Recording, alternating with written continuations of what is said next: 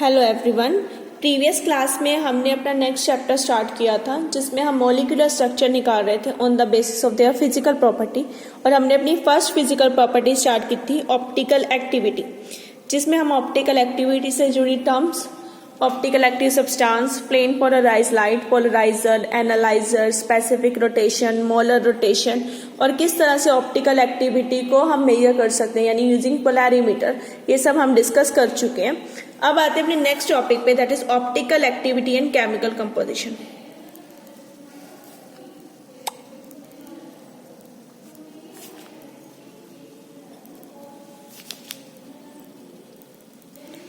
Optical activity and chemical constitution. Optical activity purely एक constitutive property है।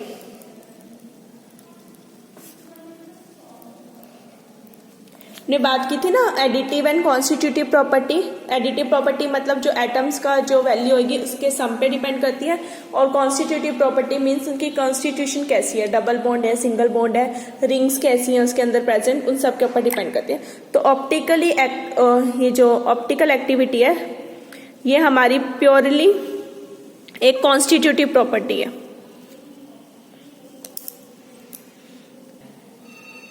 तो ये प्योरली कैसी उसकी कॉन्स्टिट्यूशन है उसके ऊपर डिपेंड करती है। तो यहाँ पर हम बात करते हैं ऑप्टिकल एक्टिव सब्सटेंस की, यानी कि हमारे पास हमारे सब्सटेंस में कम से कम एक ऐसा कार्बन होना चाहिए जो क्या हो, अनसिमेट्रिक हो। जो हमारा कार्बन है वो क्या होना चाहिए, एसिमेट्रिकल, एसिमेट्रिक कार्बन। उस एसिमेट्रिक कार्बन को हम स्टार से रिप्रेजेंट करेंगे। तो एक कार्बन हमारे पास एसिमेट्रिक होना चाहिए, मींस उसके जो चारों ग्रुप्स लगे हुए हैं, डिफरेंट ग्रुप्स उसके साथ क्या होने चाहिए, अटैच होने चाहिए। चारों ग्रुप उस कार्बन पे जो लगे हैं वो अटैच हो, वो डिफरेंट हो। जैसे मैं यहाँ कार्बन की बात करती हूँ, इस कार्बन के साथ मेरे चार अलग अलग ग्रुप है, H हो गया, OH हो गया, CH3 हो गया, COOH हो गया। तो इस तरह से हमारे पास चार डिफरेंट ग्रुप्स क्या हो उसके साथ अटैच हो, उसे हम क्या बोलते हैं, हमारा एसिमेट्रिक कार्बन। ऐसे सब्सटेंस के अंदर हमारी क्या होगी, ऑप्टिकल एक्टिविटी आएगी। जैसे एग्जांपल है मेरा लैक्टिक एसिड का। लैक्टिक एसिड एक ऑप्टिकल एक्टिव कंपाउंड है जिसमें चारों के चारों ग्रुप्स क्या होते हैं, डिफरेंट होते हैं। अब हमने ऑप्टिकल एक्टिविटी में बात की थी कि या तो वो प्लेन पोलराइज को टुवर्ड्स द लेफ्ट रोटेट करेगा या टुवर्ड्स द राइट रोटेट करेगा। राइट वाला यानी डेक्स्ट्रो रोटेटरी, उसे हम डी फॉर्म या प्लस साइन से रिप्रेजेंट करते हैं, और जो लीवर रोटेटरी होता है उसे एल फॉर्म और माइनस साइन से रिप्रेजेंट करते हैं। ठीक है, ये लीवो के लिए है, ये डेक्स्ट्रो के लिए है। अगर वो टुवर्ड्स द राइट कर रहा है तो डेक्स्ट्रो है, टुवर्ड्स द लेफ्ट कर रहा है तो लीवो रोटेटरी है, और उसके लिए हमारा साइन क्या हो जाएगा, नेगेटिव। अगर किसी के अंदर इस तरह के दोनों आइसोमर है तो हम उसे बोलते हैं ऑप्टिकल आइसोमर्स।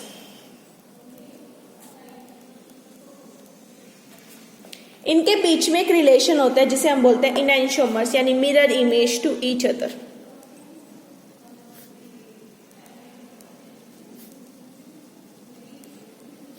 ये क्या होता है, एक दूसरे के इनैंशियोमर्स होते हैं।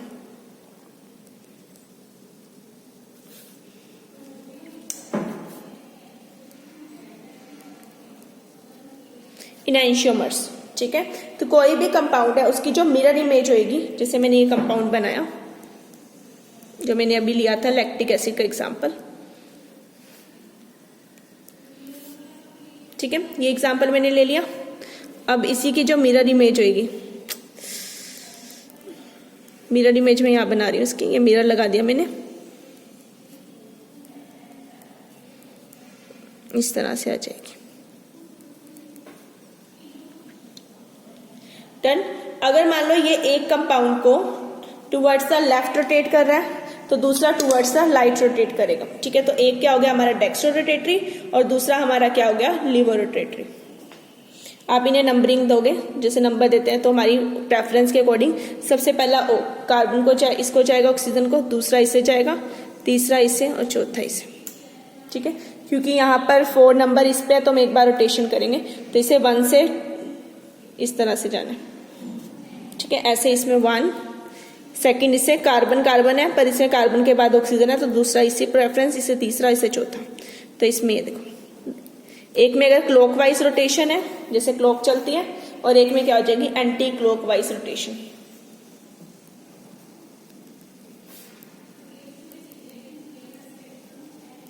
ठीक है, एक में क्लॉकवाइज रोटेशन होगी, एक में एंटी क्लॉकवाइज होगी, तो एक डेक्स्ट्रो रोटेटरी हो गया, एक हमारा लीवर रोटेटरी हो गया। इस तरह से अगर मान लो किसी सब्सटेंस के अंदर ये दोनों इक्वली मिक्स हैं, मिक्सचर बन गया जिसके अंदर हमारे पास क्लॉकवाइज रोटेशन भी है, एंटी क्लॉकवाइज बोलते हैं, तो वो हमारा सब्सटेंस क्या हो जाता है ऑप्टिकली इनएक्टिव।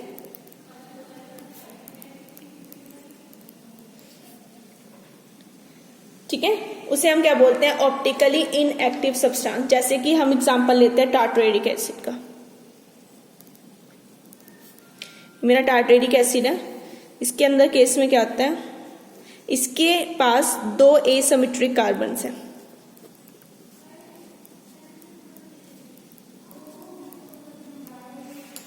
ये मेसोफॉर्म है इसकी। ठीक है, ये कार्बन भी एसिमेट्रिक है। देखो इसके साथ जो चारों ग्रुप लगे हैं वो डिफरेंट है, इस कार्बन के साथ भी जो चारों ग्रुप लगे हैं वो क्या है डिफरेंट है। तो इस तरह से ये भी क्या है एक ऑप्टिकल एक्टिव सब्सटेंस है और ये भी क्या है एक ऑप्टिकल एक्टिव सब्सटेंस है। तो अगर हम इसकी रोटेशन की बात करें तो एक की रोटेशन ऐसे जाएगी, तो एक की रोटेशन इसके अपोजिट हो जाएगी। ठीक है, जब आप नंबरिंग करोगे 1 2 1 इधर से 2 इधर से, तो ये इस तरह से रोटेट करेगा। इसे भी करोगे 1 ये 2, तो ये इस तरह से रोटेट करेगा। तो एक की रोटेशन अगर एक क्लॉकवाइज है तो दूसरे की रोटेशन एंटी क्लॉकवाइज होगी। तो अभी हमने कहा अगर किसी सब्सटेंस में क्लॉकवाइज और एंटी क्लॉकवाइज रोटेशन है तो ओवरऑल वो कैंसल आउट हो जाएगी इस तरह से एक दूसरे से। तो ये कंपाउंड क्या बन जाएगा हमारा optically active compound, inactive compound. ये थी मेसोफॉर्म टार्टेरिक एसिड की। इसके अलावा इसकी डी फॉर्म और एल फॉर्म भी एग्जिस्ट करती है। 3 फॉर्म होती हैं, डी फॉर्म, एल फॉर्म और मेसो। ये दोनों है ऑप्टिकली एक्टिव, ये है ऑप्टिकली इनएक्टिव। इनएक्टिव समझ आ गया, पूरी की पूरी रोटेशन एक दूसरे के कैंसिल आउट हो गई क्योंकि इन दोनों के बीच में क्या मिरर इमेज रिलेशनशिप। अगर मैं यहाँ एक मिरर रख दूं तो ऐसा लगेगा कि ऊपर का हाफ नीचे के हाफ की क्या है मिरर इमेज है। तो इनमें एक मिरर इमेज रिलेशनशिप है जिसकी वजह से ये क्या हो गए ऑप्टिकली इनएक्टिव हो गए।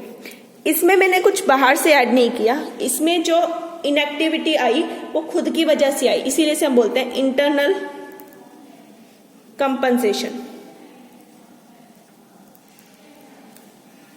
डन। तो मैंने कुछ बाहर से तो नहीं ऐड किया ना, अंदर ही अपने आप क्या हो गए इंटरनली क्या हो गए कंपनसेट हो गए। जितना क्लॉकवाइज हुई रोटेशन उतनी एंटी क्लॉकवाइज हुई तो ओवरऑल हो गए कंपनसेट हो गए। तो ये क्या हो गए इंटरनल कंपनसेशन। बट अगर मैं बाहर से कुछ ऐड करूं, जैसे मैं इक्वल मिक्सचर ले लूं डी एंड एल फॉर्म, मैं इक्वली एक सब्सटेंस में डी फॉर्म भी मिक्स कर दूं एल फॉर्म भी मिक्स कर दूं, तो जितनी डी है उतनी एल होगी ना, जितनी क्लॉकवाइज उतनी एंटी क्लॉकवाइज। तो ये रोटेशन भी क्या होगी एक दूसरे से कैंसिल आउट होगी, तब भी ये क्या बन जाएगा ऑप्टिकली इनएक्टिव। बट इस केस में मैंने बाहर से ऐड किया तो ये क्या एक्सटर्नल कंपनसेशन। तो 2 तरह से होगी internal compensation and external compensation. अगर वो with in a molecule he compensate हो जाता है तो वहां पे वो क्या शो कर रहा है हमारा एक्सटर्नल इंटरनल कंपनसेशन। और अगर मुझे बाहर से कुछ ऐड करना पड़ा तो क्या है एक्सटर्नल कंपनसेशन। क्लियर।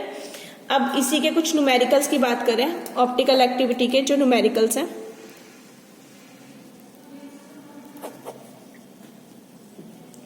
तो इस तरह से हम उसकी केमिकल कंपोजिशन निकाल पा रहे हैं। कॉन्स्टिट्यूशन मीन्स जो हमारा कार्बन है वो एसिमेट्रिक है, यानी अगर एसिमेट्रिक है तो ऑप्टिकल एक्टिविटी शो करेगा, उसकी कुछ स्पेसिफिक रोटेशन की वैल्यू आ जाएगी। और अगर वो एसिमेट्रिक होने के बावजूद भी ऑप्टिकल एक्टिविटी नहीं शो करा मीन्स उसकी इंटरनल क्या हो रही है कंपनसेशन हो रही है, तो उसकी कोई ऐसी वैल्यू नहीं आएगी। तो हमारा फर्स्ट आंसर न्यूमेरिकल है calculate the specific rotation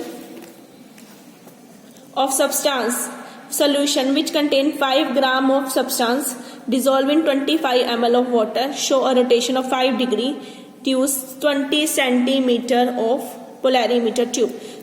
m की वैल्यू आ गई, l की वैल्यू वॉल्यूम की वैल्यू आ गई, 5 डिग्री आ गई रोटेशन, और ये ट्यूब आ गई सेंटीमीटर में। इसे मुझे किस में कन्वर्ट करना है डेसीमीटर में।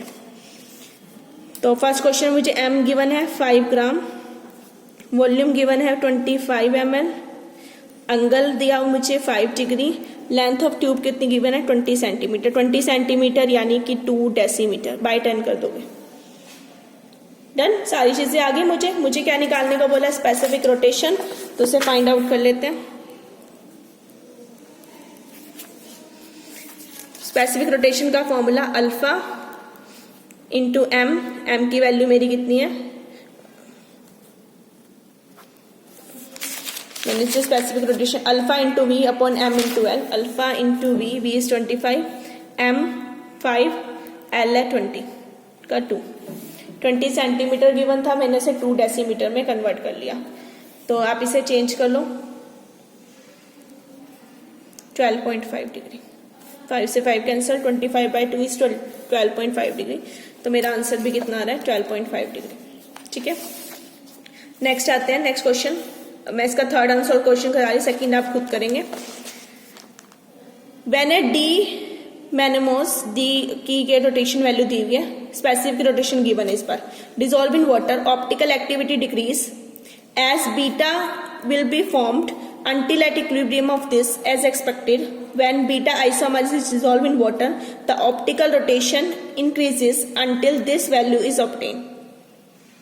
Calculate the percentage. इस बार हमें परसेंटेज निकालनी है हमारी अल्फा फॉर्म की, कि कितनी परसेंटेज में ये आया है हमारे पास।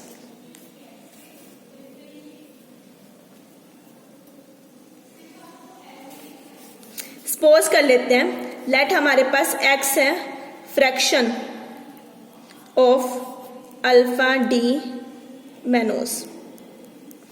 मैंने इसे x कंसीडर कर लिया। ठीक है, तो एक मेरे पास x है, तो दूसरा मेरे पास कितना हो जाएगा, टोटल हमारे पास अल्फा फॉर्म 1 थी टोटल फॉर्म, एक उसमें से x निकल गई, तो रिमेनिंग जो हमारे पास फॉर्म बची वो हमारे पास कितनी होगी, बीटा वाली 1 माइनस एक्स। टोटल 1 था, 1 में से x हमारे पास इतना आ गया और दूसरी हमारे पास कितनी आ गई 1 माइनस एक्स यानी कि बीटा। ठीक है, तो अब देखो अल्फा वाले की जो रोटेशन है, जो डी की रोटेशन है वो मुझे कितनी गिवन है, जो मुझे क्वेश्चन में वैल्यू गिवन है मैं वो लिख रही हूँ यहाँ पे, और जो दूसरी है अल्फा डी की और ये बीटा डी की है, ये वैल्यू मुझे गिवन है इतनी। मैंने इक्विलिब्रियम की भी बात करनी है। इक्विलिब्रियम के पास उस टाइम पे मेरी वैल्यू इतनी गिवन है। मैंने क्वेश्चन से सारी वैल्यूज को नोट डाउन कर लिया। देखो अल्फा डी की रोटेशन, स्पेसिफिक रोटेशन इतनी थी, बीटा वाले की इतनी थी और इक्विलिब्रियम पे इतना आ गया था। अब मुझे परसेंटेज निकालनी है इनकी। ठीक है, अब परसेंटेज यानी मुझे इसकी परसेंटेज एक्स को फाइंड आउट करना है। अल्फा की परसेंटेज पूछिए ना, अल्फा फॉर्म की परसेंटेज पूछिए, अल्फा फॉर्म यानी इसकी परसेंटेज, इसे मैंने x माना है तो मुझे x की वैल्यू को यहाँ पे फाइंड आउट करके देना है। ठीक है, तो हमने एक फ्रैक्शन x मान लिया, दूसरा फ्रैक्शन हमने क्या मान लिया 1 माइनस एक्स, तो टोटल में से 1 माइनस हो गया। तो x किसकी फ्रैक्शन है, अल्फा का, उसकी रोटेशन कितनी है 29.3 डिग्री, प्लस 1 माइनस एक्स दूसरा पार्ट, दोनों को इक्विलिब्रियम में लेना है ना, तो दूसरा पार्ट उसकी रोटेशन कितनी है -17.0 इज इक्विलिब्रियम पे कितने बराबर है 14.2 के। अब यहां से इसे सोल्व करेंगे तो आगे 29.3x प्लस, सॉरी माइनस आएगा, ये माइनस है ना, 17 minus minus plus 17x equal to 14.2।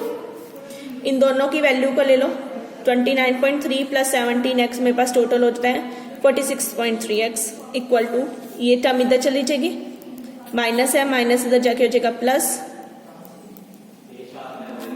आप इन दोनों को प्लस करेंगे तो ये मेरे पास आएगा 31.2। तो मुझे x निकालना है, दैट इज 31.2 ओवर 46.3। इन्हें डिवाइड करने के बाद, इन्हें मैं जब डिवाइड करती हूँ तो मेरा आंसर आता है 6738। जब आप इन्हें डिवाइड करोगे, मुझे क्योंकि परसेंटेज निकालनी है बाय 100 करने पे 67.38%।